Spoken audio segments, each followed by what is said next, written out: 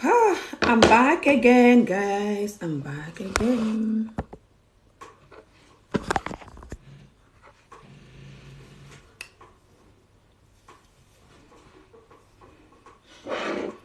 I made my cup of coffee is here. My cup of cafetuba. Whole cup of cafetuba. Let's have this nice afternoon talk then about this love and marriage. I don't talk about this all the time, to be honest, like I should. But I always focus on other issues, you know. But yeah. Today I'm gonna talk about this like I've never really explained before, to be honest. We shall see, inshallah. Oh no, the wind is just blowing there.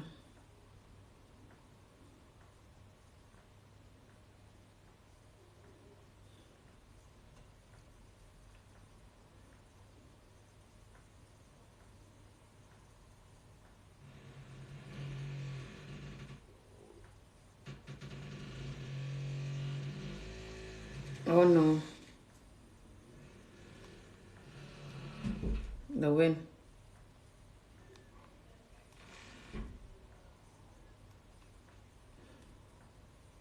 The wind is blowing it's opening the door. Let me still use some of this. I have the coal still. I love the smell of this. I love mint stuff. The coal is not that bad right now with me, to be honest. Almost gone. So yeah, guys, I'm gonna talk about this today, like I said.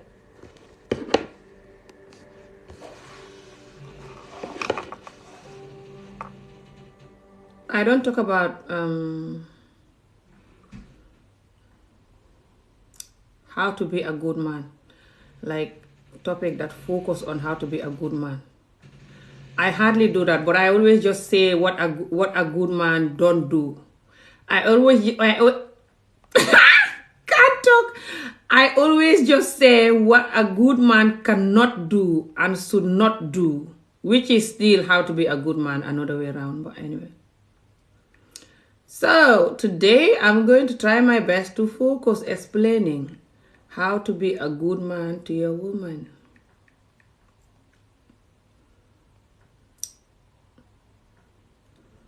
Some of the men that don't want to be good, they're still going to find a break, but you know, hopefully they will want to change. Life is too short, yeah. And I'm also going to explain the consequences of a man who refused to be good, by the way. I have to explain the consequences of that, because a lot of these men don't know the consequences of when they refuse to be good. No one will respect them. They're going to live in constant stress, because what they're giving is what's coming back to them. The karma, the pain, the defante. Defante is like, you give me 1, I'm going to give you back 10. They're going to have that most likely from the woman who is with them.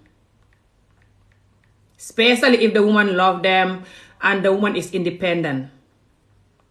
A lot of our men think that when the person loves you, they should just lie there and take all your nonsense. That's not love. That's someone who is insecure. And most likely, why our great-grandparents used to have those kind of wife is because those wives, they didn't love their husbands. It's like how I was given to someone that I don't want when I was young. I was scared. So I could just continue staying there and pretending to be a good wife when I am not happy. But because I'm scared and I'm not happy, I'm not going to do nothing. I'll just be like, yes, sir, yes, sir. And the man will think that I'm good. Or he will know that it's not like I'm good, but he will just be happy that's happening. So please like the video and let's have this conversation, guys. Adi mung sa school ba?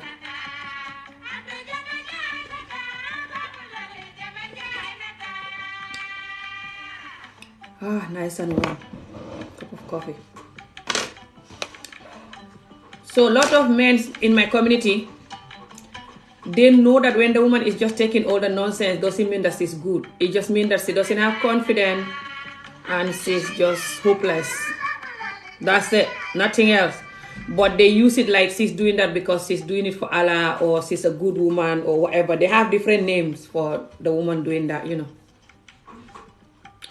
But the woman who don't do that, especially if she love you, she's not doing it because she want you to love her back, so the love can be genuine, so she can be able to love you fully. Because if she's loving you alone and you not loving her, which is why you don't care, then she cannot love you genuinely. She's gonna be crying, She doesn't want that. That's why she want you to behave so you can love each other perfectly. Jërëjëf, thank you so much. Jërëjëf. And a lot of men know this. The men who are honest and loving, they know this and they understand this, which is why when they're with someone who loves them, they also try to love the person back and try to do their best to not hurt the person, But a lot of men who know this and want to still keep the woman, to take all nonsense and just stay there and call it she love me, or she's a good woman, or she's doing it for Allah, or whatever. They're just blackmailing and just not honest and not good man. Yes, you can join. Why not? Oh, you don't have enough followers. People should follow you then. Keep following her.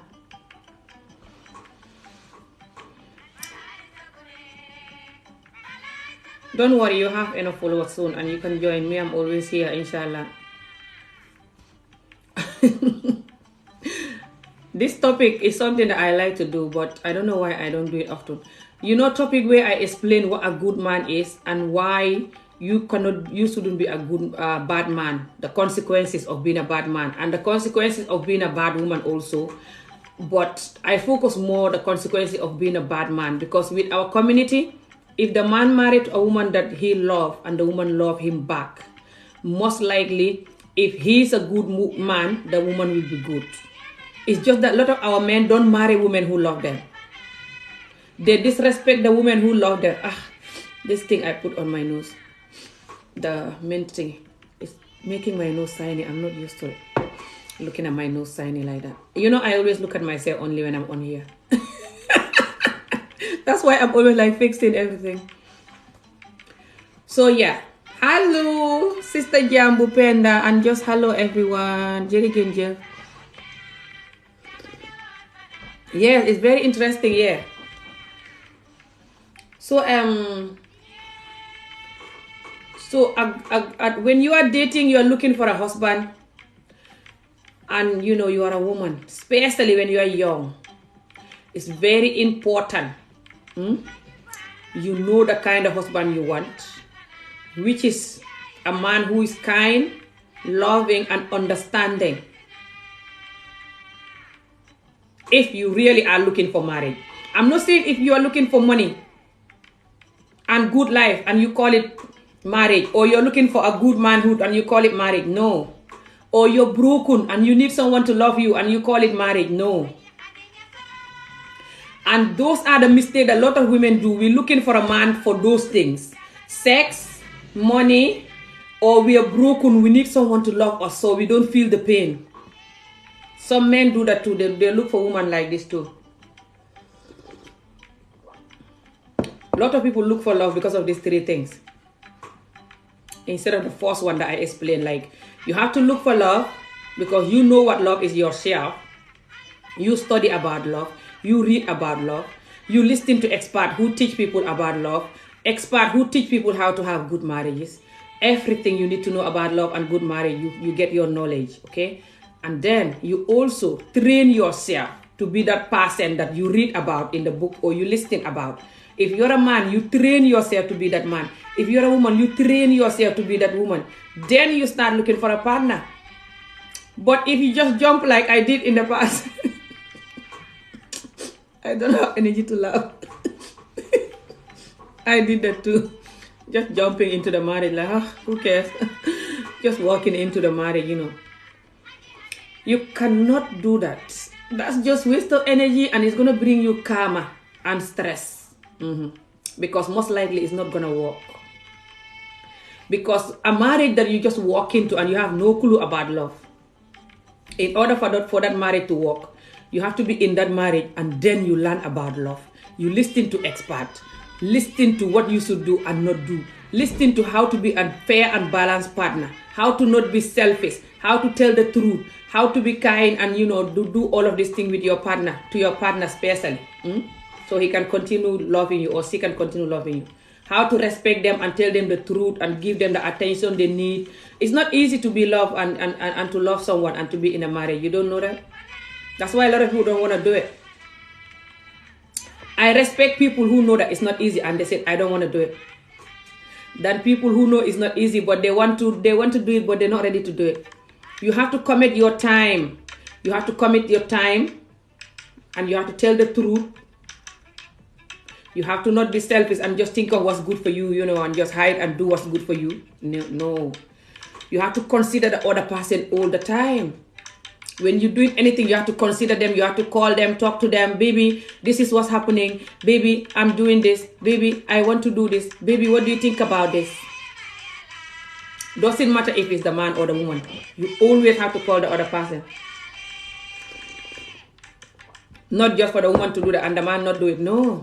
And that's how my community is. That's why a lot of the marriages are not good. And people taking their husband to juju. Because the husband don't consider them like a human. A lot of our men don't do that. They believe that the woman have to always call. Can I go to this place? Can I go to the toilet? Can I go to Amy's house? Can Amy come to my house? Can this happen? Can that happen? Can that chicken sit down there? Can the bird, stand there? And the man is like, no. Or they're like, I'll think about it. Or they're like, okay, but let them stand this way, not this way. Yeah. But for you, you don't have to tell the woman nothing. You don't have to say, baby, I want to do this. Baby, what do you have to think about this? Baby, what do you think about this? And even if they're so-called doing it, it's like they're not doing it. Because when the baby said, I think we shouldn't do this, or I think this should go A, B, and C, they're like, you cannot tell me what to do. You want to control me. I'm a man. I just want to hear what you think about it, but it's not like I'm going to do what you tell me. I'm making decisions in this house. I'm the man. My community, they mistake being a man with being selfish, and you don't consider the other person, and you're just wicked and cold and miserable and narcissistic and all this horrible behavior. They mistake it with being a man. This is why they cannot have a good marriage.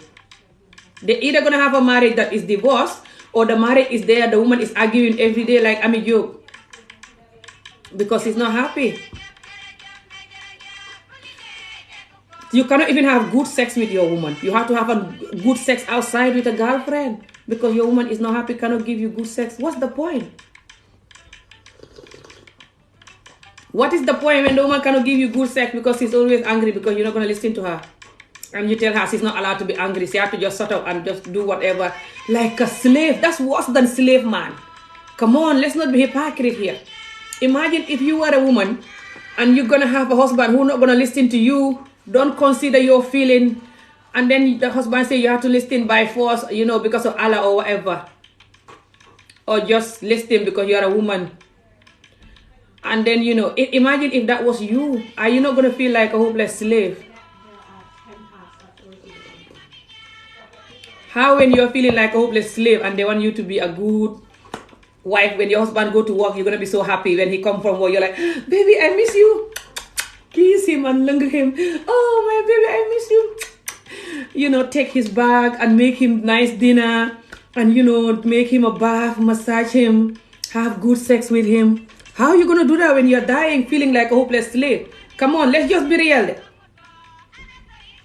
You can do that if you are a woman. Can all of these horrible men try to think about them being a woman? You know me, I always think about if I was this person. I'm like that. That's why I'm like this. I always put myself in every situation that I have to deal with. That's why when I'm doing something wrong, I cannot do it for long. Because I just think about the person and I'm like, hey, if that was me, I wouldn't like it. What about these men? that, or women even, who just don't care about their partners, who are just so heartless and selfish and idiotic and cannot control their sex drive and going crazy. Why can't they think if that was, them that have to, go through that? Let them see whether they will survive it one day. Just because, whatever the person is telling them to use and take the nonsense. Some people tell them to use God and take the nonsense, or just to use the children and take the nonsense, or just to use whatever. So for you to be a woman and you want to have a good husband, especially when you're young, first I advise you to close your legs, close them very tight. Close your legs very tight. If you're not used to closing your legs, it's going to be very hard, but you get used to it. I'm too used to closing my legs now for years that I worried when I'm married now what's going to happen. I don't know if I'm ever going to have anything to do with a man the first time. Hey. Jokes aside, I don't know what's going to happen. Even if I meet somebody, I'll be scared to be in bed with them or to allow them to do stuff to me, because I've not done it for so long with anyone since after my last marriage. But even before that, I promised myself that until I die, I will never sleep with someone that is not married to me. Sometimes as a woman, you have to make certain decisions with your body. Because this generation we are now, people, a lot of women lose their self-dignity long time ago. Their self-dignity is in China. It went to China. That's the reality with this generation we are now. It gets worse every decade. It gets worse every decade. It gets worse every year. I think it's because of a lot of pornography, or a lot of people revealing their body, or a lot of people talking about sex, or a lot of whatever, I don't know. But men, a lot of men, they have no respect for your soul. That's the reality. They're just lying, telling you all the nice things you want to hear so they can have access to you. And sometimes they even give you money. It doesn't mean nothing because they don't have self-love. They don't have self-dignity. They don't respect themselves. So they're ready to pay every money and waste every minute talking to women just so they can use their manhood for that, to that woman, or just look at that woman, private part or whatever.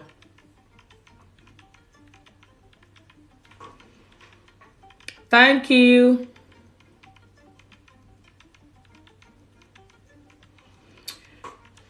So what happened is, oh, you're divorced 3 times too.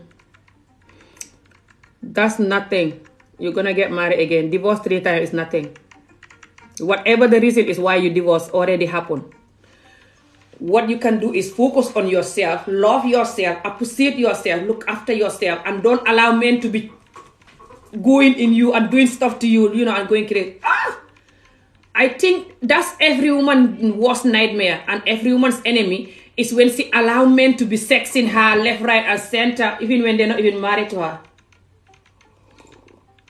Nothing to do with religion. I'm not pious. Nothing to do with Allah or not, Christian or not. Just the woman, her thingy is nice and beautiful and private and just everything. And every woman that have, her self-love and self-dignity, she should feel it when the man is just sexing her just for the sake of it, or because the man is buying her gift or whatever, just sexing her. Every woman should feel bad about that if they love themselves, I think. Well, I do. You cannot just because of the handbag or whatever money you give me or car or house, I don't care. And I'm going to feel like I'm marketing myself, man. I don't care if you are trying to call me a girlfriend or whatever you call me. I'm still going to feel like I'm exchanging with you, my womanhood. I'm exchanging it with that whatever you give me. Even if it's a nice word that you're telling me, I love you, and you're always there for me when I need to talk to someone or whatever. I don't care. I'm still going to feel like I'm exchanging myself with that. And a lot of men, because they've broken themselves, they're just gonna use sex to feel good, and they're gonna use the women to control the women to feel like every time they have a new challenge, they're like, this is my next target, I must have sex with her. This is my next target, I must have sex with her. This one and that one. Ooh, me. Any woman I want to sleep with, I must sleep with them. That's me. It's me. I don't fail. It's because they're broken as F. That's the reality. Just like that woman who don't know her self-worth is broken too. That's why she thinks she's nothing, when she's everything. Even if they love each other, why can't they marry each other? That's how I see it. You love me, I love you. Unless if they don't want to get married. If there are people who don't want to get married. But if they want to get married, they should wait till they get married. Or they should get married now. Why waiting? You don't have to wait too long. Like, yes, wait till I finish this or finish that. Whatever you're trying to finish. You don't know if you will live that long. I'm not saying you should just meet today and get married today.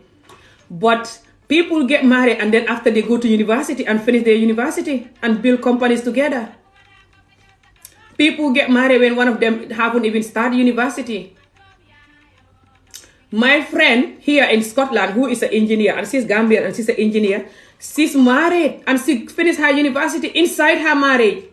She was heavily pregnant when she was finishing her degree as an engineer, and she's a woman. And she finished her degree as an engineer with her pregnancy and her husband and her child. She already have another child before that.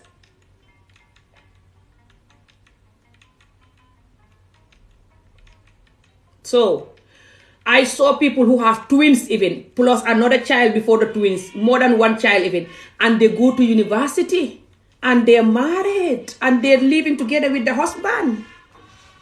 Africa or here doesn't matter. So don't feel like I want to wait till I do this. If you really love each other, and you know that this person have everything that I want in a woman, and this person have everything that I want in a man, I think you should get married. That's expensive. That's more expensive than any effing degree. That person is more powerful to you and your life, have more impact than any effing degree. But people don't know what love is anymore because people don't take their time and they're just having sex like an effing idiot. So they don't even know what love is because they're just having sex. And sex have to come with love. If you're having sex and you're not married, you're not going to value love. You're not going to value marriage because you're having sex. And the sex, you only have to have it when you are in the love. And the love, to me, the love that comes with the sex, you only have to have it when you are married. The love that is not married doesn't have to come with sex. I think that's wrong. I think no matter how you love the person, if you are not married to them, you should not have sex with them. Because I think the sex is so special and you should wait until you are married. That's when you enjoy it more and you're going to feel more pure and more honest on one another. And it's also good in general to learn how to keep yourself. Every human being, especially in this world we are now, should learn how to control their sex drive, control their sex feeling, whatever you call it, control themselves. Especially if they want to be in a relationship and they don't know how to control themselves. They feel like when they want sex, they just have to do it. How the hell they're going to be in a relationship then? They're going to cheat. Doesn't matter if they're a man or a woman. They're going to cheat. If the man know how to control himself and the woman know how to control themselves, even if they have a fight or they're not happy in the relationship, they will not cheat. They will wait till they make up. And if the person, one of them is sick, God, if they have a fight or they're not happy in the relationship, they will not cheat. They will wait till they make up. And if the person, one of them is sick, God forbid, because a lot of people, they don't know that. Even me, I have to learn that. I have to learn to respect sex. I never disrespect sex like doing it with everybody. But I did it with people that I shouldn't do it a handful of time. I'm just human. And I come from a society that people don't teach this. They don't even talk about this. They don't even know what this is. A lot of people in my community don't even do this kind of conversation. A lot of people in my community don't even know the word respect sex. Sex is something that you have to respect it. It's very important as a human being. You respect sex. But why we don't respect sex is that we watch too much pornography and we have too much sex with the wrong people. And we always listen to sex and listen to topic about sex and listen to sex. So we become too used to it and we see it all the time, looking at it even, and just, so you cannot respect it and doing it even all the time. When you are married and you respect sex, that thing is going to save your marriage. When you are married and you respect sex, you and your partner respect sex, you cannot fight for long, because even if you fight, the sex will connect you guys together. And even if you have any misunderstanding, the sex will make you guys have an understanding that you have no choice. Sex is very powerful. If anyone have know what sex is and they respect it, they cannot have a bad marriage, especially when they love the person. Never. People who respect sex, the way they have sex is different from someone who don't respect sex. They don't respect themselves. People who don't respect sex, they also don't respect themselves. People who respect sex, when they have sex with you, they cannot just do you anyhow, I'm just like happy with anyone and just like a stupid idiot. They're gonna treat you with love and dignity. You will know that they respect what they're doing. And they don't do it with anyone like that. No matter how horny they are. No matter how desperate the other person is, telling them, here, I'm here, come and do it, take it. They're still gonna reject it because they choose people they have sex with. Because they respect the sex. Because they respect themselves and their private part. Doesn't matter if they're a man or a woman. And because they love themselves, that's why they respect their private part. People who don't love themselves, they don't care about their private part. They don't care about the sex. They just like, who cares? I just do it. It's like making coffee to them. And this is serious, man. This is your blood, your soul. That's why it's so sensitive and nice. It's private. It's very expensive part of your body. It's what make you a woman or what make you a man. And you're just using it like a stupid idiot. You don't care. You're like, who cares? You cannot use yourself like that. It's crazy. It makes me laugh sometimes. You cannot just use yourself like you're a piece of shit and treat yourself like you're nothing, and just go crazy with yourself. Especially as a woman. Especially the woman who is not married and she want to get married in the future. Ooh, that's even worse. A woman who want to get married in the future and she's just having sex and going crazy all the time. Especially if she's overdoing it with different people and going crazy. That's even worse. That woman shouldn't be married. What she should do is to stop having sex and learn how to love and respect herself first for a while. Until she knows who she is, her dignity, her self-worth. Because she doesn't know she worth anything. That's why she's giving herself for nothing or for whatever. Because you're more expensive than whatever you are giving away yourself for. No money, no car, no nothing, no nice word. It's what, your womanhood. So for you to give away yourself, allow man to go inside you. I don't care he use condom or not. You have to know the man is very honest, kind, and loving towards you. He respect you after you already like him and love him. Then he have to also respect you, honest towards you, caring, like he deserve you. For him to deserve you doesn't have to be money, just like you're buying coffee. You're like, here, give me the coffee. Let me buy your car, house. Here, take me. No. That's you selling yourself like you're nothing. And you are more than anything that any company can make. Any brand. No company can make your womanhood or you. So know that you're very expensive. Money cannot buy you. Sweet words shouldn't buy you. What should buy you is the person, how they treat you. If they really deserve you, you will know because of the way they treat you. And if they're treating you like that, but they treat other people horribly, just know that they might be faking how they treat you so they can get you. Some people do that. They fake how they treat you just so they can get you, but they're not really nice. And you might know who they are after, but that's another video. It's not always the case, but for the most part, yes. But for me, how the man should, treat you and how the woman should treat you, that's what should determine whether this person deserves you or not. If they're telling you the truth, they respect you, they give you their time, you can tell if they just love being with you and stuff, like they just love you, you can feel the energy, you can tell even if it's on the phone you're talking to them, And you can also look at their characters, if you have hope, you see their characters, you have hope in them, you can go ahead and get married and do the stuff. But to me, I think if the woman don't know how to close her legs, she always open her legs whenever she want to, she should never get married in that time until she learn how to close her leg and respect her legs, respect her bit between her legs, respect it enough and value it enough to be able to close it. She cannot do that if she don't love herself and know her worth. Know that she's worth every million. She's more expensive than the UK Queen. You are more expensive than the Queen. You are a woman. You are a human being. Doesn't matter man or woman. Every human being is more expensive than anything. The Queen, her money. That's what I mean. I don't mean the Queen in general. She's also human. Her money. You are more expensive than that. Because her money can buy diamond and stuff, but no company can make you the real you. No company will copy you. You understand that? Therefore, you're more expensive than what that money can buy, because that money cannot buy you. Because no company can make you.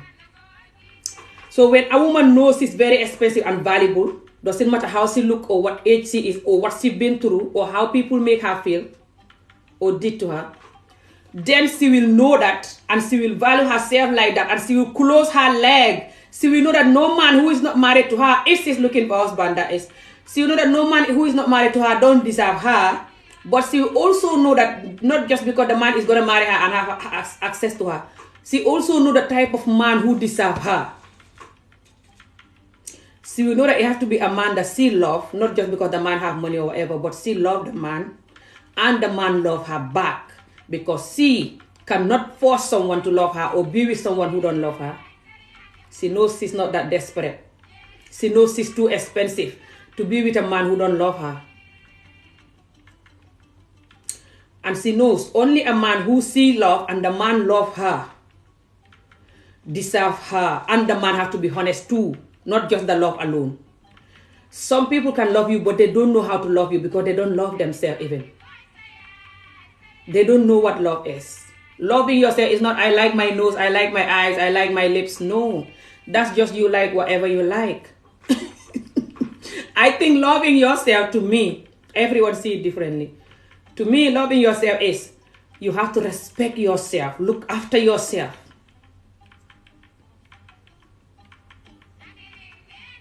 When you respect yourself, you will not be hiding and doing horrible stuff to yourself.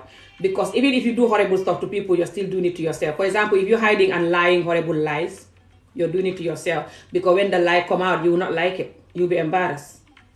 So you love yourself. You will not hide and lie, hide and cheat, hide and do horrible stuff. Because yourself is better than that. You will respect yourself enough to not do those things. You will not damage yourself using chemical.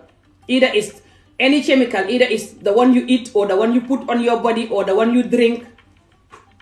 Even smoking, drinking, all of these things that you know is not good for your health, you will stay away from it. Because you know that your body is better than that. Your body deserves more than that. Your body is too expensive for any of this nonsense. And you will not call it fun. You will take it very seriously. Even if your whole group of friends doing it, you tell them, yeah, girls, but I'm not going to do this. Come on, let's have fun. You say, oh, I know, right? But I'm not going to do this. I don't like it, that's all. Why? You say, no, I just don't like it. You don't have to explain to them, I'm this, I'm that, that's why I'm not going to do it. You don't have to talk about God either. These things are not good for you, God or not. They're not good for yourself, for your soul. And especially a woman who get drunk is her enemy. When the woman get drunk or get high, whatever she's using to get high, she's her enemy. Because when she's high, people can abuse her, sexually abuse her, do stuff. And a lot of horrible men, they always look for women who drink or smoke or get high. They make her get higher so they can abuse her. And they're gonna smile and laugh when they're doing it, like, yes, like they're your friend. They're not your friend, they're your enemy. And if you have a friend who don't know her self-worth, that friend is your enemy too. She's gonna do stuff like people who don't know their self-worth are doing, and she's gonna want you to do it. So she's not feeling bad because both of you are idiots.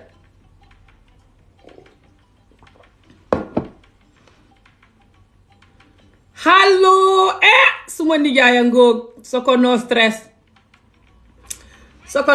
kanga soko no stress rek laa nopp nag su soko no stress defoon boppam nit konoon ma koy wax mu takk ma, waaye du nangoo def boppam nit. You know, so if the man himself soko dana rek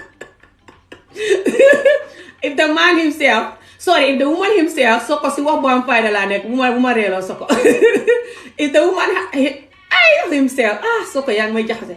If the woman herself don't know her self-worth, she's gonna have all kind of friends. Men, women, friends that are not good for her.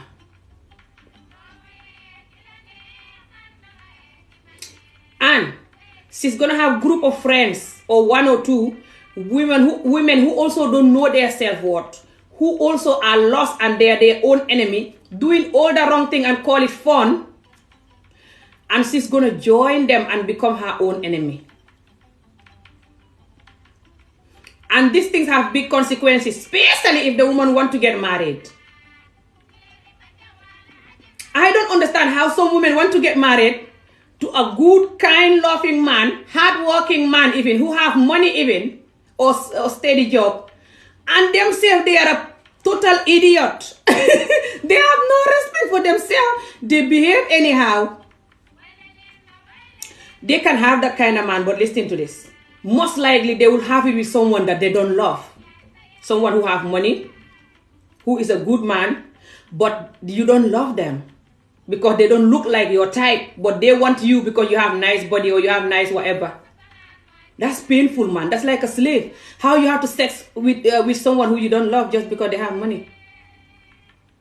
How are you going to have a family with them and have a genuine relationship with them and grow old with them? How is that going to work? I can't do it, but if you can do it, you can do that. Me, when I don't love the person, I don't even want to have sex with them. When I was married to these people that I don't love, I always refuse sex with them. I rather drink the whole packet of paracetamol and scream all night that my tummy is sore than having sex with you. It's terrible having sex with someone you don't love. It's the most painful thing for every woman who loves herself. But if the woman don't love herself, so you just be like, yeah, bitch, let's do this. So you put on that hopeless bitch attitude when she's having sex with the person, be like, yes, bitch, let me do what I got to do so I can get what I have to have. Come on, man. When a woman thinks like that, she's her own enemy.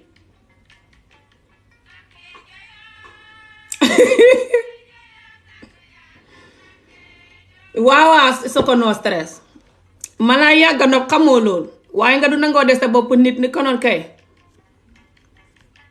nu konoon doon yaa maa yow duñ ne ci vidéo yi di yuuxu bët bu set nu konoon sëy nañ ba suñuy def vidéo together imagine suma sëy na soko de fancy nañ reewa dee ñuy def comedy together.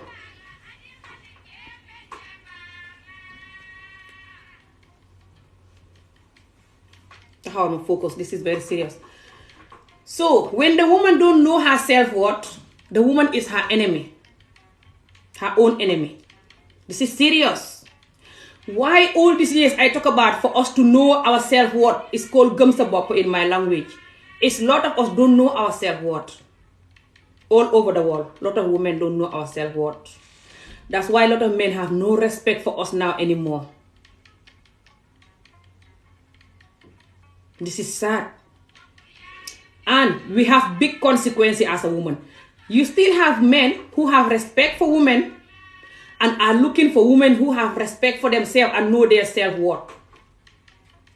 So don't give up. It's not like none of these men exist. They do exist. I see them. I saw some of my friends who have this kind of husband. So this exists in my community, even in the Gambian community, I saw it. Some men who are very loyal and honest to their wife, just go to work, come home, spend time with their wife, go to work, come home, spend time with the children, do normal family thing together, no secret, no lying, no any cheating business, nice, kind, clean love. I saw it. It can happen. But if you want that love, doesn't matter what society you are in, you can have this love. You have to make sure that you are that type of woman. Men that are good and they're looking for those type of women, they recognize them everywhere. They see them.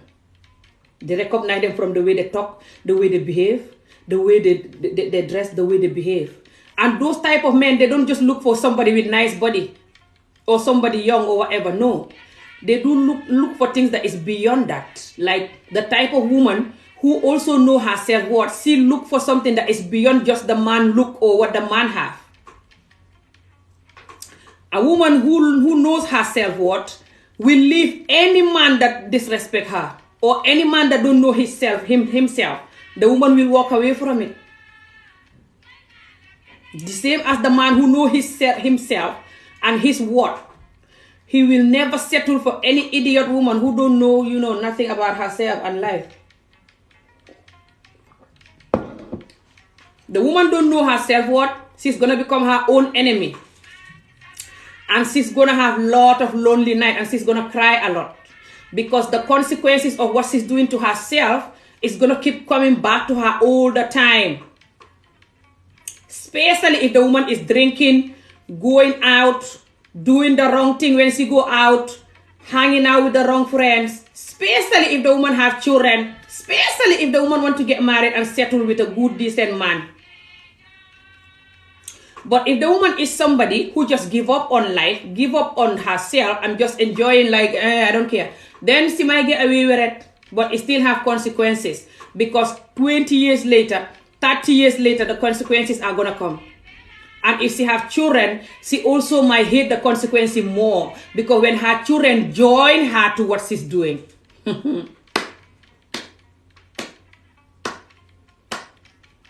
Let's see how she's going to like it. When her children grow up like her and join her to what she's doing. Or join her another way around. Let her see if she will clap her hands. A woman who has children and give up on herself, she's her worst enemy and her children enemy. Because your children, they don't do what you tell them. They do what you do. Everyone knows this. It's just a matter of time, but 95% chance or 99% chance of them doing it one day. Either you are alive or you are dead, but they will do it, if it's good or bad. When I know this, is why every year I'm learning how to be a better Ami for myself and my children and everybody else's children. Olof, beneen yoon Olof, bi English topic la, inshallah. Dinaa ko def Wolof. Dama gëm sa bopp rek la ak waaye bii dem ni ma koy waxee dafa xuute bii pour jigéen, surtout jigéen ju xamul jëkkër te bëgg a xam jëkkër ju baax nu mu war a gisee boppam ak nu mu war a def boppam ak góor it ñaar yi pour loolu la bii ni pour ñaar yooyu la inshallah but dinaa def another Wolof one inshallah next time maybe suba wala gannaaw suba déedéet suba may létt nit suba duma am jot suba waxtu wi fekk may létt inshallah suma deewul sa rasta laay létt benn tubaab laa war a rasta mën naa xam may sonn mën naa xam danaa ñëw si live vidéo bi wane rasta yi su ma koy létt tuuti am na soo waaye duma mën a nekk di wax suba time bi inshallah no waaye samedi wala dimanche danaa ko def live vidéo kon wala suba si guddi bu ma sonn waaye lii ak a xam fayda li may wax nii when the woman don't know her self-worth, she is her own enemy. I don't know why us women are not taught this. When the woman don't know her self-worth, she's going to compete with other women all the time. And she's going to have a lot of enemies because she's always going to think she's nothing, or this person think they're better, or that person think they're better, or let me do this, let me say this. When the woman don't know her self-worth, she's going to waste her time, money, and energy to chase a man or to buy a dress that she cannot afford or to do something that she cannot afford. When the woman don't know her self-worth, she's always never gonna have peace within her. Simply because the woman is naturally very expensive and very powerful creature. That's why she keeps giving back to humans. Because of us women, that's why the world is working like this. That's why those buildings are built and the aeroplanes and everything. And even this water is made because of a woman. The woman has to give back to the owner of the company.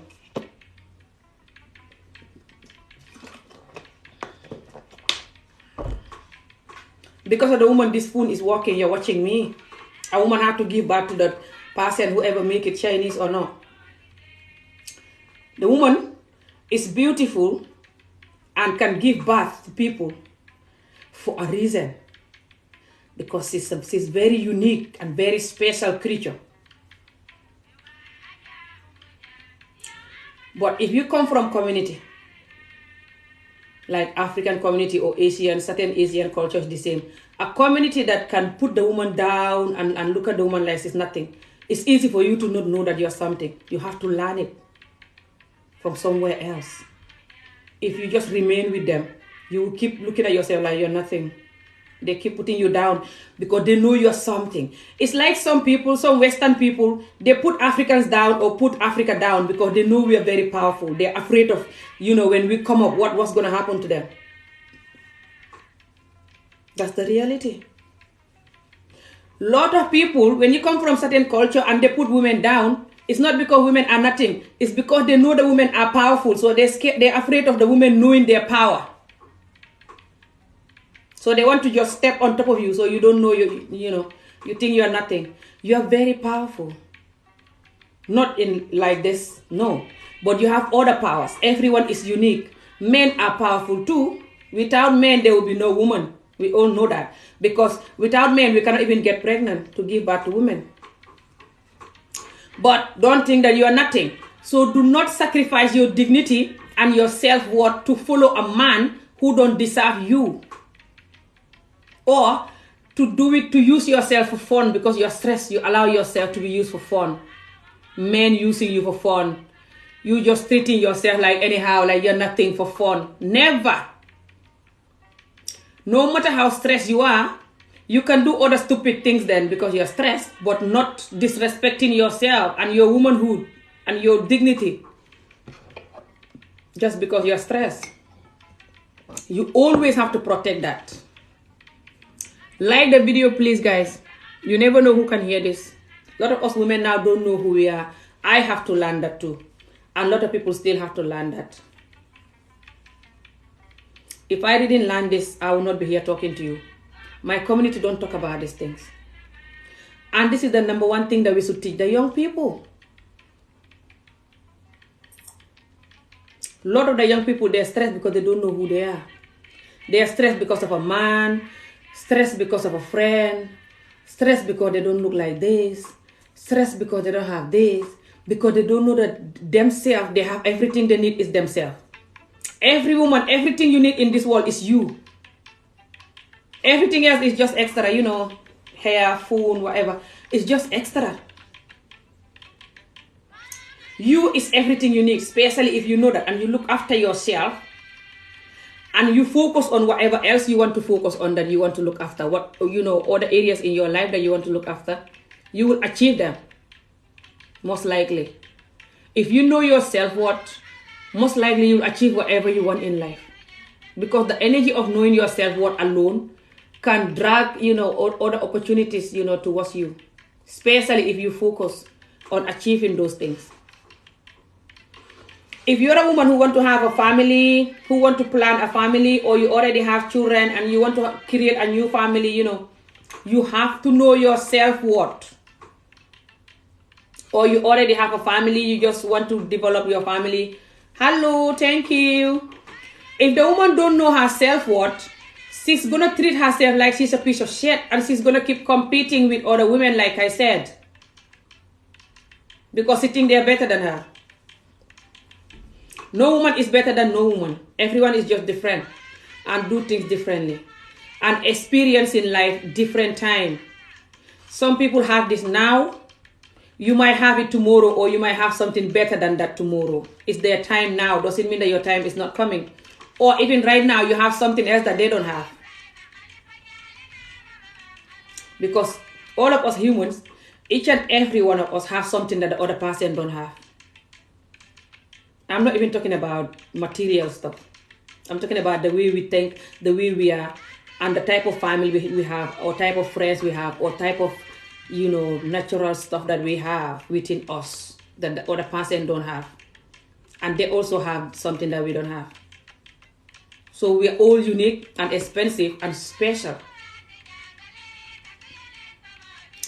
If the woman don't know she's unique and expensive and special, especially if the woman have pain that she doesn't like, that happened to her in the past or that she's going through now, the woman can become her own enemy. Because when the woman don't know her self-worth, in this society we are in now is full of drugs, alcohol, sex, full of people who lie, deceive people, people who are materialistic, people who compete with each other, people who don't believe in themselves. And in the middle of that, you are stressed, and then you don't know your self-worth, and then you are a woman. Come on, that's dangerous. Because in this world we live in now, people don't have boundaries. A lot of people have no boundaries. They can do anything for nothing.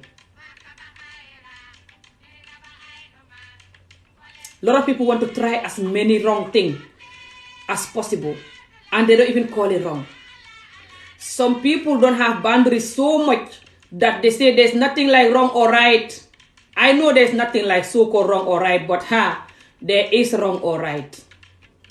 And you wait until the cars are going and you cross the road without waiting for traffic light. You will know if there's nothing wrong or right. The wrong things are still wrong. It's just we sugarcoat them and have a new name for them. Doesn't matter what this wrong thing is. There are many. A lot of people have no boundaries anymore. And these people could be your friend or just random person, but most of the time even your friends. So you as a woman, if you don't have self-love, you don't have self-worth, you don't have boundaries, you are done. You are your own enemy. You're gonna take a knife and cut your own neck. I'm telling you.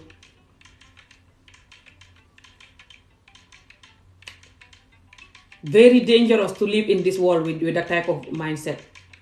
You have to have your self-worth, have your self-love, have your boundaries. Watching. Always keep watching. Be like, no, I'm not doing that. No, I'm not going to do that. no, thank you. Be like this. And keep protecting yourself. Doesn't matter what age you are. Especially when you are young. It breaks my heart to see a lot of young, beautiful women this time. Looking so broken and desperate and low. Getting high. People using them. Sleeping with them, and they're beautiful even. Hell, when the woman is beautiful and she knows her self-worth, life becomes much easier for her if she knows her self-worth. If the woman is beautiful and she don't know her self-worth, life becomes very dangerous for her and life becomes her enemy. Let me explain that again slowly and clearly.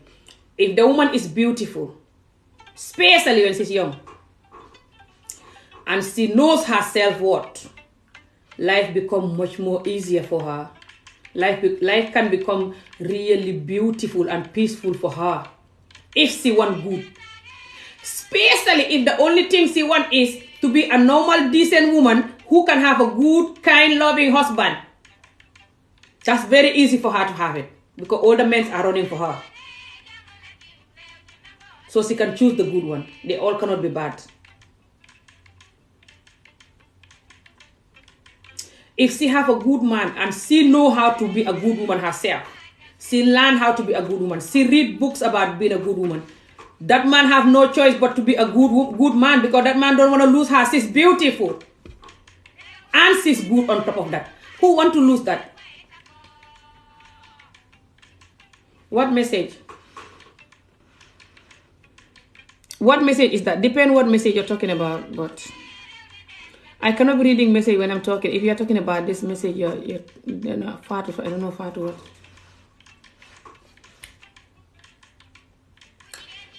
If the woman is beautiful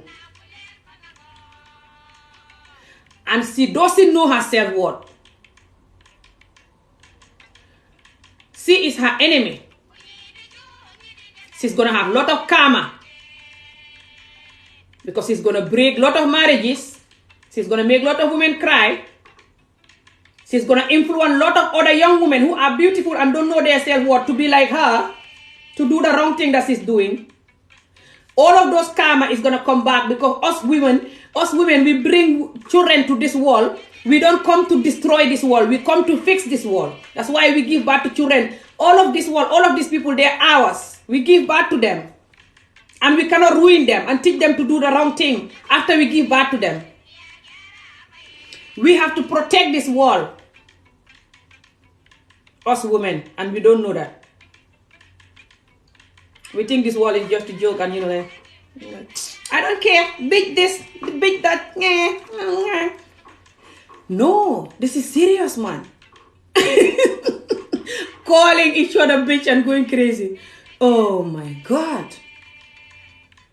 It breaks my heart when I see this. And the woman who is beautiful and don't know her self-worth, why she's her own enemy is that she thinks because she's beautiful, her life should just be easy and beautiful, just like the way she's beautiful.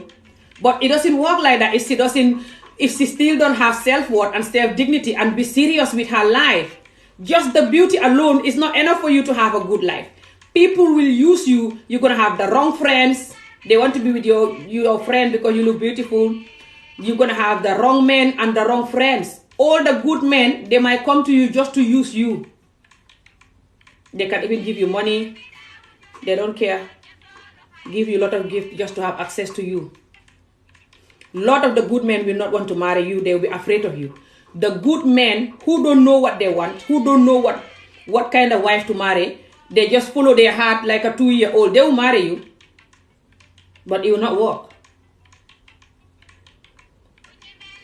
And then you will have karma also, because you're going to collect different money from men who will marry you because of you're beautiful or just date you because they think you love them and you're lying, you just want their money.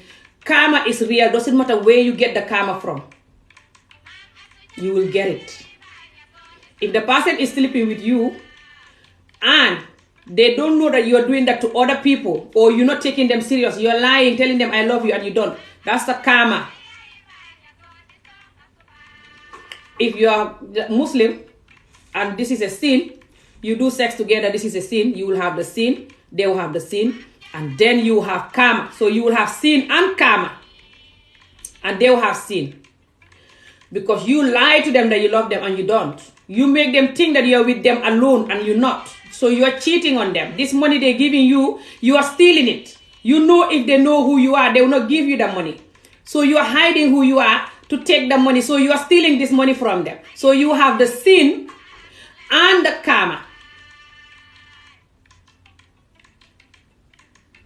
And when you collect different karma in life, you don't have peace. Karma will make you stress. Karma will make you not happy. Karma can make you sick. Karma can make you have life obstacles. What's the English word? Karma brings you a lot of trouble. Especially when you collect a lot of karma, different karma everywhere, Especially if you are this type of beautiful woman who break people's marriages. People's husband always going out with you and their wife find out and be crying at night. You make other women cry just so you can feel good or you can have money from it, or you're like, I don't care. Any woman that make other woman cry, the karma is going to come haunting you. Any person that makes somebody else cry at night, the karma will haunt them. Doesn't matter if it's a love thing or man or woman or friendship or just random people. Anyone that making people cry at night, the karma will haunt them.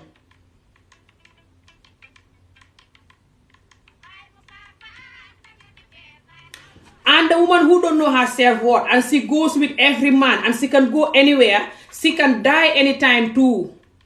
This man can kill her.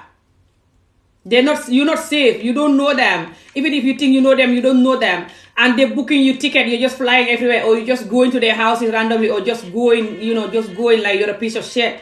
Just booking taxi going, or just going, or they're picking you and you're just going. This is painful, man. It's very dangerous and low. And if you love yourself, you should feel guilty and feel bad and sit down. You cannot continue doing that. Very wrong. You're more expensive than that. A lot of these men, they don't respect us because all they need to do is to text or send you some little effing gift or text, and you're on a taxi, you're on the way, you're coming. Or they're like, let's meet up this place, and you're ready, you're going. And they start touching you, doing stuff to you. What the hell, man? What the hell? I'm not dancing. I dance when I want to dance. I don't know if you're a woman. Sissy, I don't know. Charm. Is it charm or... No, I'm not dancing right now. I don't have time for dance. This is serious talk. Some men coming here trying to tell me to dance because I dance sometimes in my videos. But I don't know if it's a man. It might be some hopeless men. Some men are hopeless. They have no self-love. They have no self-respect. They are broken themselves just like the broken woman.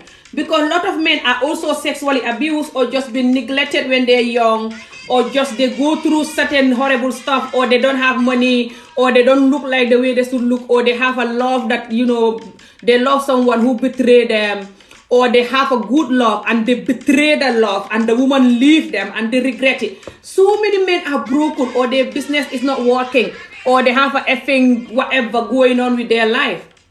They're broken as F. It's just that men don't talk about, stuff. Lot of men are broken as F. That's why they're smoking and drinking and going crazy and having sex like a dog. They're not a dog. They're human. They don't know it and they don't care. It's very sad. Hey, God, help us. So you, the woman, if you are in this situation, in this generation now, and you don't know your self-worth, and a lot of men are effing effed up. They said women are broken women. A lot of men are worse broken than any effing broken woman. Just because Ami Job is screaming like it doesn't mean that she's broken than you or whatever. Some people are too broken to even scream like this. They're too broken to talk. They're just like...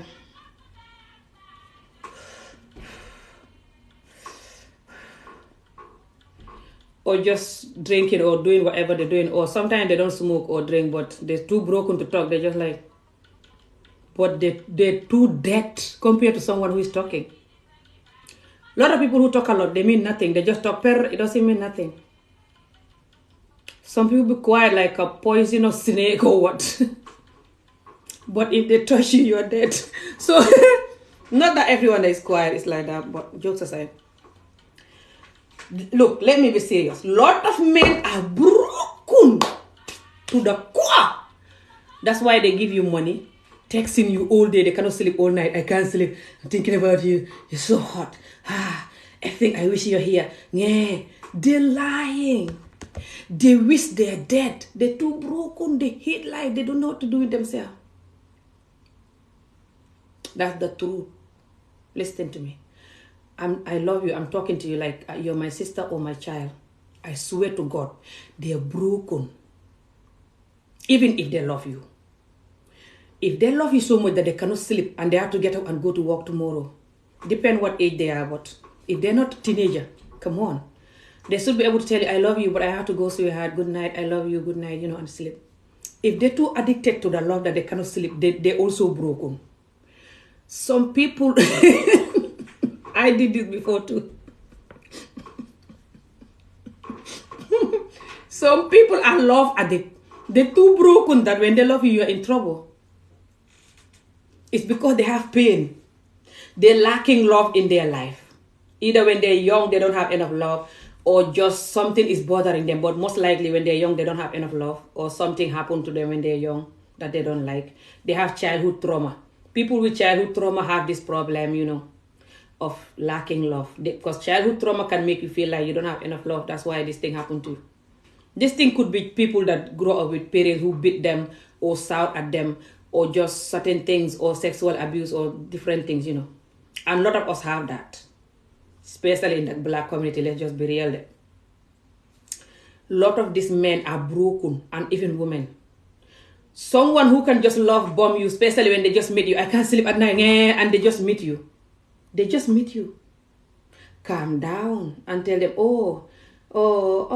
but me, I have to go. I have to go to sleep now because I have to wake up early and pray, or I just have to go now. I'll talk to you tomorrow. Good night.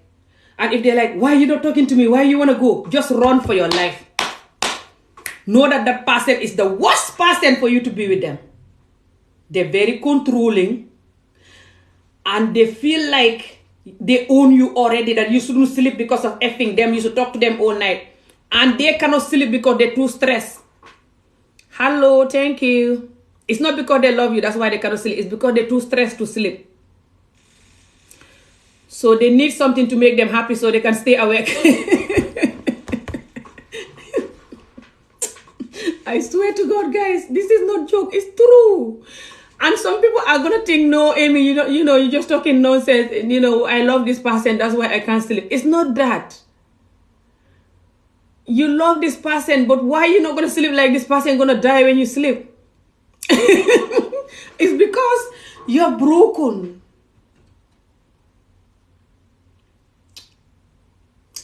Let me explain a little bit there so you know what I mean. Because you're broken, you need love.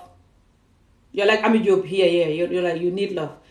I used to be like that until I heal myself. That's why I'm more calm now. So I know what I'm talking about. Because you're broken and you need love, when you have childhood trauma. For me, my childhood trauma was I was married young, and I also was beaten growing up, this child beating that people do. No need to be ashamed. Let's just talk. We are helping each other here, okay? No one is a baby here.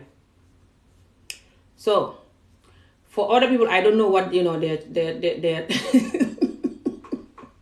I'm just looking at myself, making me laugh sometimes. The way I'm talking like this, like one old woman under the mango tree. So, when you're broken and you need love, and you don't have that, you feel like you don't have the love you need when you're young and stuff like this, or just you never really have the love you need in your whole life. So you must have this love, no matter what, you're like me. I still believe that I must have this love, but I'm more calm about it now because I know what comes with love. So then I try to find that man. Hopefully I'll, meet the correct man. I don't know. So, but when you don't think like that, when you don't know that love is not just the feeling and the look, then you are your own enemy. You're digging for your grave. Listen to this one. If you want love, doesn't matter man or woman for this one. If you want love and you don't know love is beyond the feelings and the look, you are dead. If you only think that love is not for money, yes, love is not money, we all know that, okay. But love, you think it's about the feelings and the look, you're still dead. You're worse than the person who thinks love is money. Because at least that person will have the money. You will not have money and you will still not have love. If you are not lucky. Because you will love the wrong person. Or you yourself, you might be the wrong person. Because you don't build yourself to be someone who can have a love and keep it. You don't have a foundation for the love to stand on. Love is not that you just have to find the person and you're done. You have to build you have to be the foundation for the love to stand on it. Doesn't matter you, the man or the woman. Anybody that want love, after they know the one love, what next they should do is to be the foundation for that love, to stand on it. What is the foundation? Love yourself. Because when you love yourself, you respect yourself. When you respect yourself, you will not do anything that will make the person angry. Like cheating, lying. You will not want to lie to embarrass yourself because you love and respect yourself. It's simple. You will not want to cheat to disrespect yourself or to share your body with everyone like a stupid idiot. It's simple. Not just even for the other person, but for you, you will not want to do it. Because you know your worth. You worth better than that. All of these idiot people that people go with, and they're always cheating and lying and going crazy. I experienced that. It's a nightmare. And the other person is crying and sad and feeling hopeless. They're gonna feel like they're ugly or they're just not lucky and stuff like this. Why is this person doing this? Or they're not good in bed or whatever. It's none of that. The person don't love themselves. They don't respect themselves. That's why they're sharing themselves with everyone like they're nothing. You want a cup of tea? Here, I make you one. How much sugar do you want? You want 1 sugar or 2? Here. You want a cup of coffee? Here, I make you one. Just like someone coming to my house here and I'm like offering them tea or coffee. That's it. Because you don't respect yourself. You don't know that you're better than tea or coffee. You're not for everyone. That's another story. If I talk about, cheating and stuff, I'll do video for that. That is a whole topic. Why you shouldn't cheat. The consequence of you not knowing how to control your sex, whatever you call it, your private part. And just if you control it, the benefit. That is a whole topic that I can talk about all day. If you guys want me to do that topic, let me know. I'll write it down so I don't forget, inshallah. When the person don't know their self-worth, they're their worst enemy. Why we humans don't know this? And they're going to be so miserable, walking on the street crying. I used to do that. Walking crying. Why me? What happened to me? Why this happened to me? Why this happened to me? Why did I get married this time? Or why my children that did this? Or why this? Why did I not even go to school when I was young? Why did I not even, just... Even when the children don't listen, I'm like, no, again. Why this? Why this? Come on. You're your enemy when you don't know your self-worth. Because you think you're nothing. That's why these things happening to you. You're nothing. Look at all these things happening to you. Why?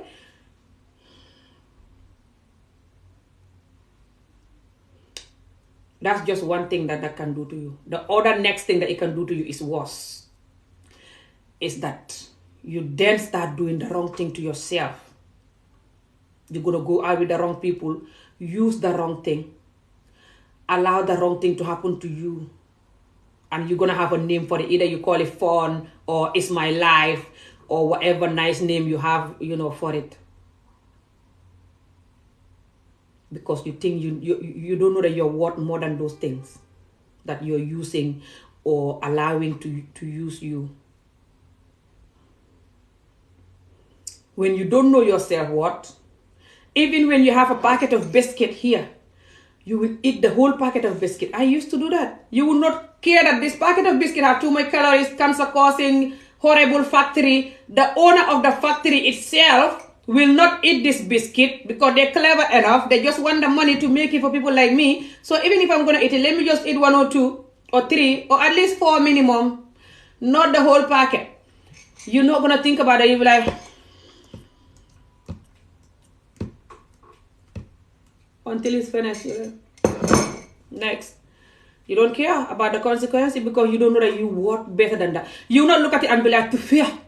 Or you just have a little bit and drink your water. You will not do that. But if you love yourself, you know yourself what, you'll be like, to fear. If you must have some, and because it's the only food in the house, or you're hungry, or you miss something sweet, you have something little and you drink water.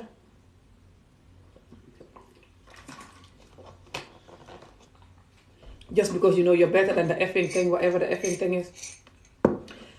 If you know your self-worth, even when the man is so nice or the woman, and she just want to use you or she want you to sex with her or to spend all night talking to her like a stupid idiot when you have work to do, you just not do it. Because you know you're better than that.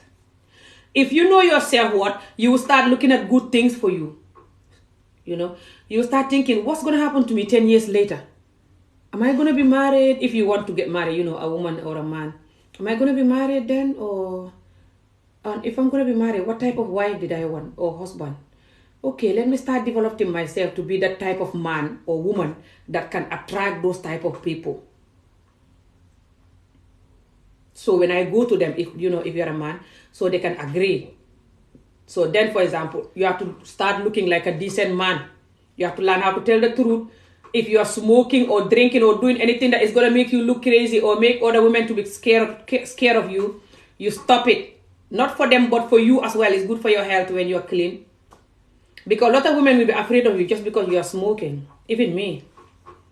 And that's not good for your health, but it's not as bad. Depend what you're smoking. But I'm more afraid of men who smoke weed. I'll be thinking my children will smoke weed, or just I don't want a husband to smoke weed, I know it's not a big deal for some people, but I never smoke weed and it's a big deal to me. For example. So for example, if you know that you want to have a good, decent, clean woman, then you have to be a good, decent, clean man yourself. Because the good, decent, clean people, they want a good, decent, clean people if they're genuine. Listen to this. You have some good, decent, clean people that are not as good and decent and clean like they look like. Just because they don't smoke and drink, doesn't mean they're decent and clean. They might still not know their self-worth, and they might not be genuine. They might after you for money or a visa or some opportunity or for sex or for your look. Like they're not after you for good, for you guys to grow old together. They know in their mind it's temporary. So they'll take you even if you don't have what they want. You don't have all that they want, but you have the money, or you have this other thing, like you're good in bed, or you're whatever, or they like whatever. Especially when they have trauma that they've not healed. They're looking for love to cover the trauma. They're going to take anybody. Because they don't think about tomorrow. They just think about now. Because they have trauma that they're not dealing with. People who have trauma that they're not dealing with, or don't know how to deal with it, they will take anybody. I did that before. And they're going to just sometimes think, just listen to what people say a lot, or just thinking that, if I don't do this, or like when the person talk to them, they'll just agree. If the person says sorry, or the person lie, even in the back of their head, they know the person might be lying, but they're like, let me just give them chance, because they're just hoping for the best, because they have a trauma that they're not dealing with. It's a link, not all the time for everyone, but for many people with trauma. Because they have this pain, that they know this pain shouldn't be there, but they don't know how to deal with it, but they're hoping it will go one day, just disappear like a bird, just fly. So they think that if they have a right partner and they're happy together, it will disappear. Or if they have that car or that house, or they look like this or something, or the children do this or whatever, then the pain will disappear. When you have a pain and you're not dealing with it, you're always going to think the pain is just going to disappear one day. You don't know that. Because this pain is not good. You shouldn't be there. Sorry, the pain shouldn't be there. You know that. But because you don't know how to deal with it or how to heal it, you keep hoping one day it will disappear. So you keep thinking, if the children listening, or the children grow up and be successful, or I have a car, or my business do well, or my body look like this, or I have this kind of partner, or my partner do this, or this thing happen, or if it's not raining, if this something happen or keep happening, then the pain will go, because it will make me feel good. And when I feel good for so long, the pain will just randomly go. But it doesn't work like that. No matter how many times you feel good, the pain will not go. You have to know how to deal with the pain. But that's another video. If anyone want help with learning how to deal with pain, you can contact me. I'll teach you my technique that I use. My email address is on the bio. It's amiolof@gmail.com. Thank you guys. Keep liking the video, please. This is a very serious topic for me. These topics are no joke for me. These are topics that I wish I hear years ago. When the person don't know what they want in life, they're their own enemy. Or they know what they want, but they don't know how to get it. And they settle for the wrong thing. Or they're not patient enough to get what they want. And they settle for the wrong thing. The opposite of what they want. They're their own enemy. This is not just about love.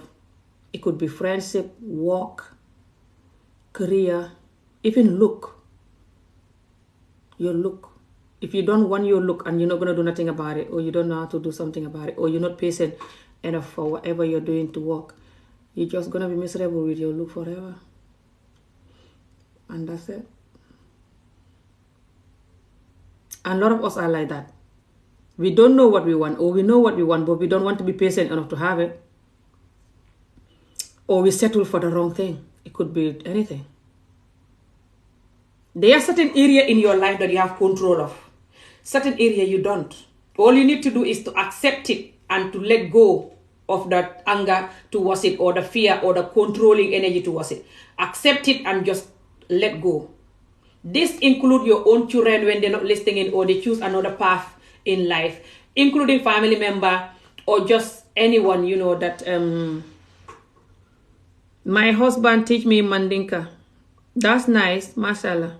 I used to do Mandinka lesson video on my YouTube channel, but I've not done it for a while. But if you want to learn Wolof or Mandinka, you can email me. I can teach you. My Mandinkas are not the best, but I'm able to talk like this, like I'm doing in English, in Mandinka. You hear what I'm saying.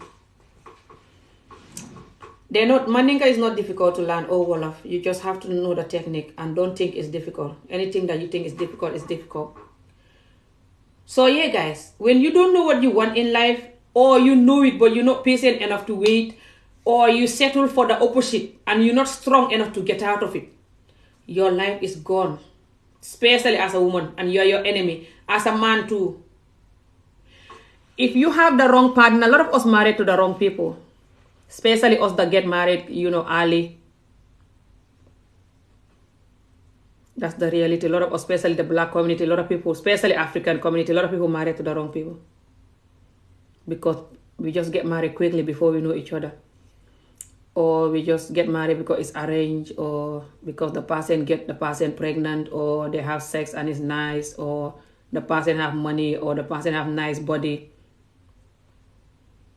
or the person is not happy from where she live, the woman. She's not happy in the house. She doesn't have peace there, so she have to quickly get a husband and go. Different reason why we get married to the wrong people.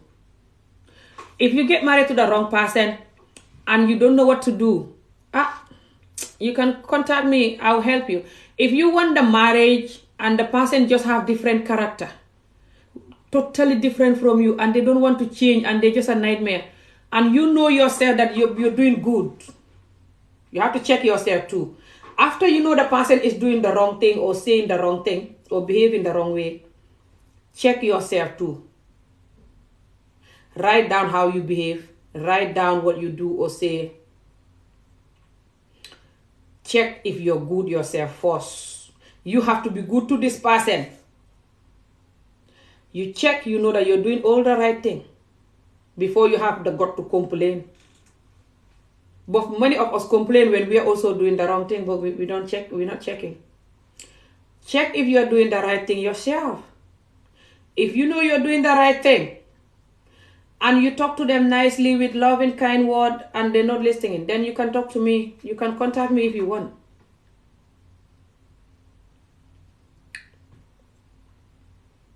I will try to tell you, what else you should do. I'm going to make sure I keep advising you what to do. If they really want you, they must listen and change certain behavior. But if they really don't want you, they're going to keep arguing. Human beings are very easy to deal with. It's just us human beings make life difficult for ourselves. When the person wants you, it's not hard. If you're good, they must be good. They have no choice, guys. It's so easy. If they want you and they want to stay with you, and you're good. Do you hear what I said? Then they have no choice but to be good and to make the marriage work. Or the relationship. Come on. Just like you want them, that's why you're good to them. You want them, that's why you want the relationship to work. Do you not see it? So why do you think that if they want you like you want them, they will not do the same as you? They're human like you, they have blood like you. They're not a concrete, they're not a robot. If they want you like you want them, they will do exactly like you're doing to make the relationship work. It's very easy. It's just a lot of the people that you are killing yourself for, they don't care like you do. That's the reality. But they seem like they care, especially when they see that you have enough. They're going to talk and behave like they care so you can stay. Because they're getting benefit from you staying. Either you're cooking for them, or you're good in bed, they like your sex, or, you just different reason. Or if it's a man, maybe you're looking after the woman, or the woman like your manhood, or just like certain things you do or have. So they don't want to leave, or they think when they leave, the children, if children involved, or there's opportunity that they're going to lose when they leave now, or something. That something is what they don't want, but not you genuinely. It's what they want to keep, but not you genuinely. So if they're not going to listen to you and keep doing whatever nonsense, and when you talk to them, they don't even want to hear it. They're just like, whatever, just whatever. Just know that they don't want you. But if they don't want you now, it could be because they've been wanting you for so long, and you doing like you don't want them. Especially us women, we do this. When we love you at first, we treat you nice, we listen to you, we make sure you are happy, and you keep neglecting us, keep making us cry. We're going to get to a point that we give up on you. Long time ago. We don't believe you love us anymore. We think you don't love us. That's why you don't listen to us. And that's why you lie. And that's why you just don't care. So because we think you don't love us, and we start doing like we don't believe you love us, we stop making you happy. And sometimes we even tell you we want to go, or we behave like we want to go. And then you're coming back to beg. Especially if we forgive you a couple of times, and then you continue doing it. We're going to feel like you're just pulling us back. You're just hoovering us. It's called hoovering. You're just being like a narcissistic who is hoovering us now. So we can sit down again, and then you continue your nonsense again. And then we want to go again. You pull us again. We sit down. You continue again. You're just going to keep pulling us. And anytime you pull us, we sit down, you continue again. When we're going, you pull us again. It's like someone that is fishing, but you have this giant fish that is bigger than you. You cannot take it out. And you're not gonna let the fish go either. And when we feel like that, it's better to let us go. If you know you're not gonna change, you have two choices: either to change for good this time, or to let us go. Because if you not change for good this time, you pull us again. It could be the last time you pull us.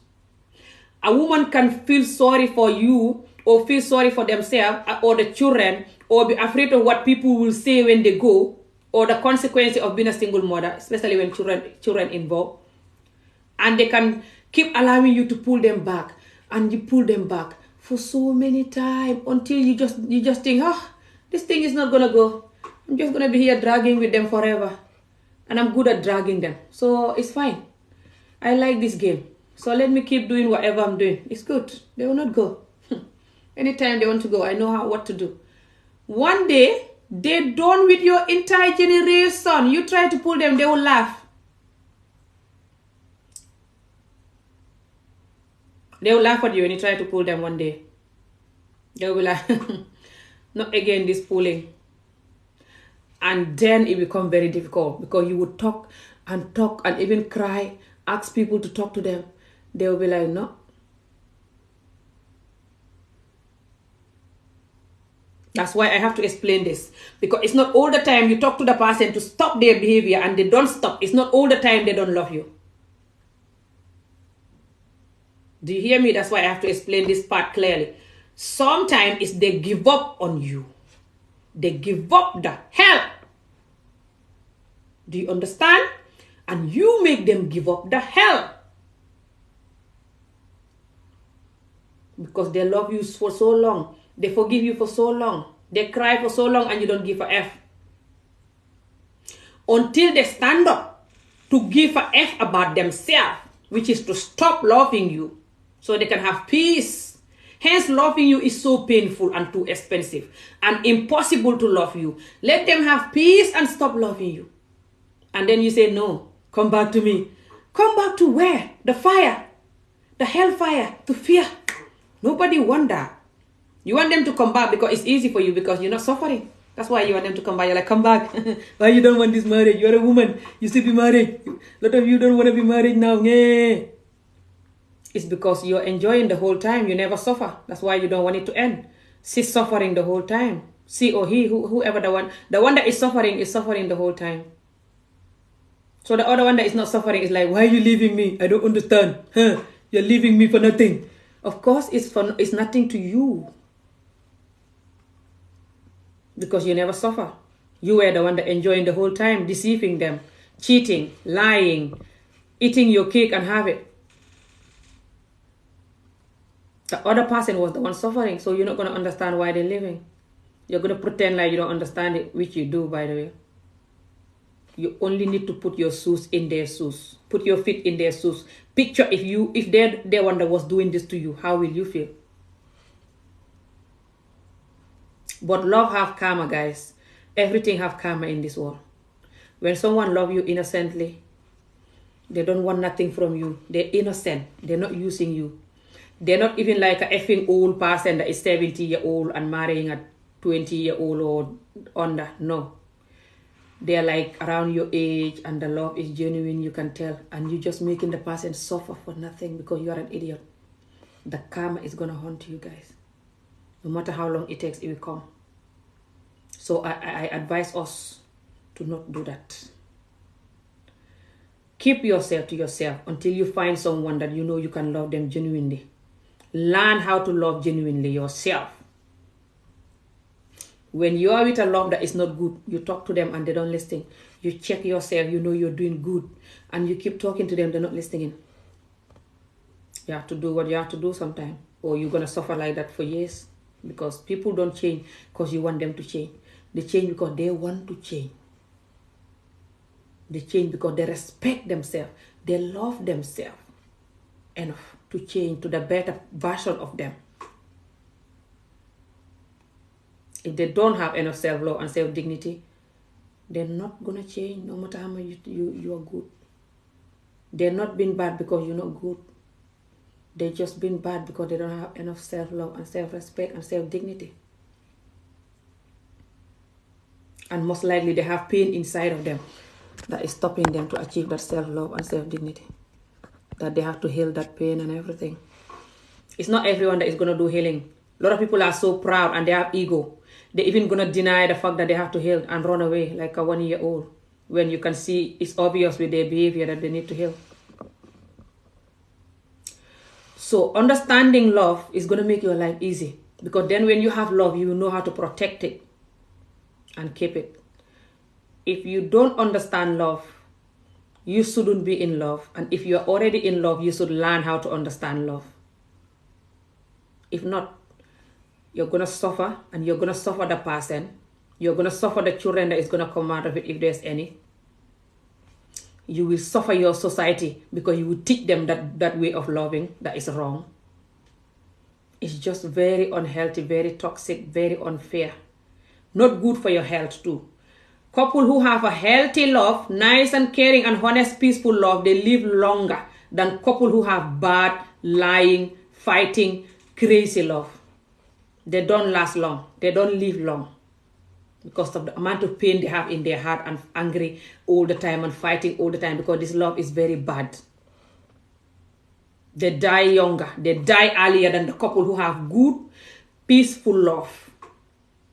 Do your research about it if you don't believe me.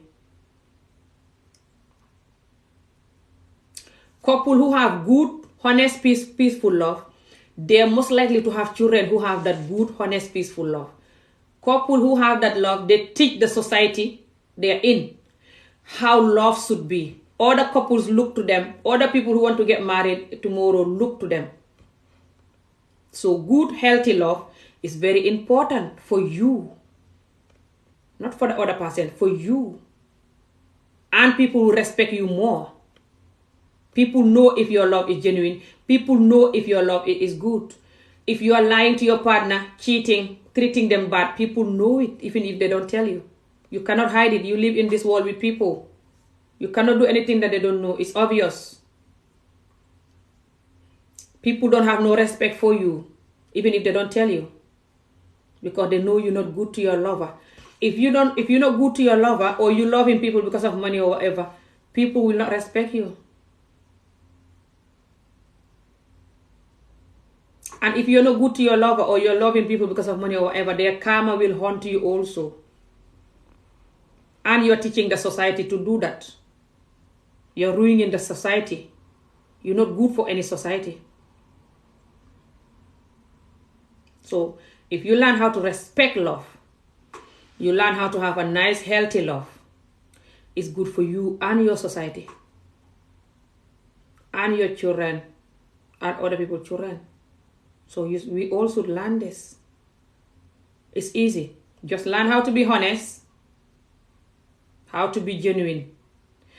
If you are genuine and you learn how to love yourself too, you can have any love that is healthy if the other person have those two characters too.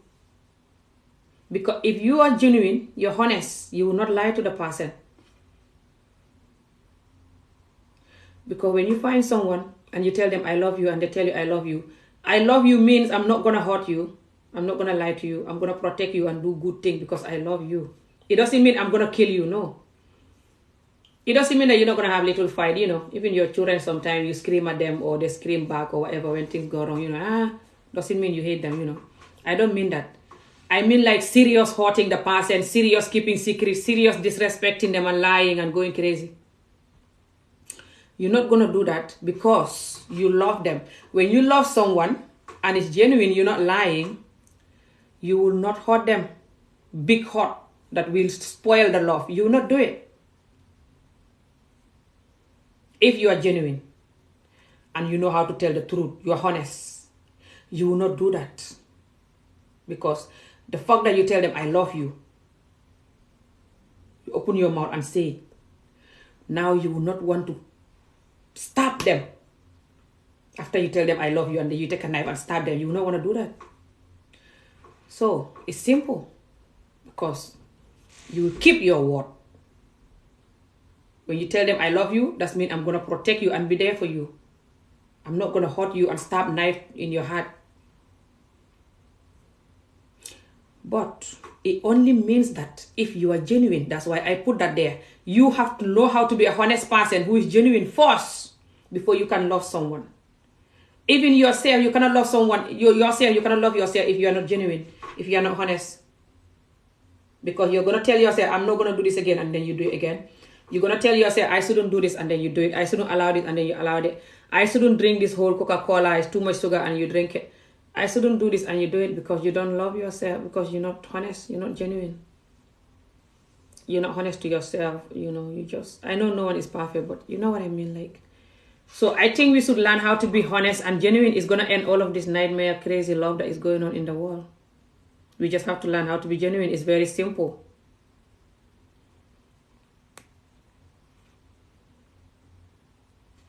And we have to learn how to love ourselves.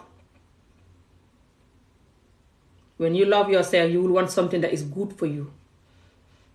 You will want a long, healthy life, a long, healthy love, and a roof over your head, and water to drink, or sardine to eat, or porridge. Life is easy. Even under the mango tree is enough, as long as you're breathing. You don't need a nice, fancy, effing house to have peace. Some people kill themselves inside that nice house because they're not happy because, things happen. Or love make a lot of people kill themselves all over the world. So you rather stay under the mango tree with your wife, with an African house, cheap African house. I rather have that and have loyal, healthy love than living in a mansion in America or Dubai with a crazy, painful love, dishonest love, fake love or something. You don't know that? Because you can kill yourself in that house because of stress, or you can have a heart attack in that house when you can have peace under the mango tree and live long until you're 100 years old. Who cares? Yes, I'm mom. So, I'm gonna go soon, guys. I don't want this video way too long. I hope you guys understand this conversation. You have to develop yourself to know. And I wish I know this years ago. That's why I like to talk about things that I learned over the years. Because when I needed to know them most, I didn't know them.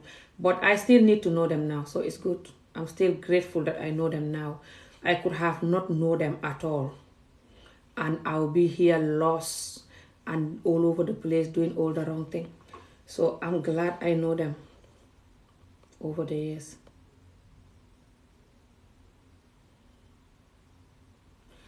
So you have to make sure you learn how to be a honest, genuine person Learn how to control your sex drive. Doesn't matter if you're a man or woman. Control your private part. It's not for everybody to go in it and enjoy it, or you give it to everyone. No. Doesn't matter you're a man or a woman. You are a human being. You're very expensive. No factory can make you. Every factory can make a, effing iPhone or effing nice car, effing diamond. They cannot make you. You're more expensive. No Chinese person can create you. No, doesn't matter how smart they are or anyone. So you have to love and respect yourself enough to keep yourself. Train your mind to control your sex, your, these feelings. Control them.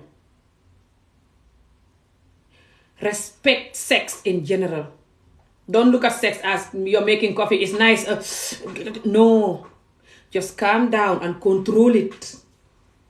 Don't let it control you like a coward, like a 1-year-old. No. Let it, you control it. Know who to give it to or when to give it to. Very extremely important. Especially if you want to be married or you're already married. Or you just want to have a healthy life, married or not. If you don't know how to control sex or how to control your private part, you always just using it for pleasure because you are broken as F. Contact me. I'll help you heal.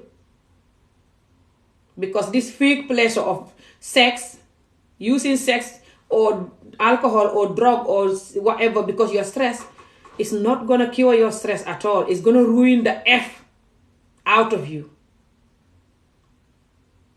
Whatever that English word is. It's going to ruin your entire generation. You using sex or alcohol or drugs or using the wrong thing because you're stressed. It's going to kill you or ruin you. I'm telling you this. Or give you sickness and just other consequences. You have to stop them. Be clean. Respect and love yourself. Get help to get clean. Talk to other people. They will help you. Agree that you need help. Read books. Just challenge your mind. You don't even need any of that. Your mind is powerful. You can stop whatever nonsense. You're a human, man. You're more powerful than all this effing whatever this is. Nothing is controlling you. You're just allowing it. You're like, yeah, this thing is controlling me, yes. This thing is controlling me, yes. You are controlling everything. You are holding them and using them and going to them or allowing them. You just have to agree that this is not controlling me. That is the first step of stopping. Is for you to allow that nothing is controlling me. I am in control of my life. I am a powerful human being. And then you start getting help or reading books or listening to people, who talk about things like that. But if you are running away from the addiction, either it's sex addiction or whatever the hell, you're running away from people who talk about it, even though just go to the wrong places and just do the wrong thing. It's not going to help you. Us human beings, what are we like? We're just going to make life more difficult and we're going to ruin the society for the young people and stuff. Just going crazy. It's not good. We are humans and life is beautiful, but we're just ruining life every day. I don't know why. Life is so simple and beautiful, but we're just going crazy. But I pray that, we will be awake and just understand that. So I'm going to end this video. Thank you so much. Hello. Wa alaikum salam. So if you guys want to contact me, always just contact me. My email address is above. It's just amiolof@gmail.com. Ami or love, which is OLOF. Olof. That's Wolof, in English. You have to put W at the front. If it's English. Senegal say Olof. Olof, which is the language that, I speak most. So just amiolof@gmail.com. You email me. And I will talk to you if you are looking to change certain way of behaving or certain habit that you have. Or just you have some stress that you don't know what to do with it and stuff. Email me. I'll share my tips that I use over the years. for myself, that can help you. No need to be ashamed. This is just life. We all know that a lot of people are drinking, companies making millions of money from alcohol, cigarette, drugs, sex. People, because they're stressed, always watching sex or even doing sex themselves or drugging themselves and over drinking and going crazy because they're stressed. Or people hitting their children or abusing their partner and children because they're stressed. Or abusing other people or even killing people because they're stressed. Stress is no need to be ashamed of anymore. But sadly, us Africans are still ashamed of it. Even though it's written all over the place that a lot of us are stressed. We have too much pressure. It comes with too much pressure to be African. Especially when you live abroad. And a lot of us come here abroad with trauma because people beat us and abuse us when we are young. So no need to be ashamed. Just me or not. Contact people if you need to talk to someone or read books. There's this book called The Mountain Is You. That book is very good. It's just spelled The Mountain Is You. As in the mountain, as a mountain that you climb on. The Mountain Is You. That's a good book for people who don't know that they are the mountain. It's just like the way the book is. The mountain is you. The mountain is you and I. We don't know that the mountain is us. We keep looking for the mountain. The mountain is you. You are a mountain. You just don't know that.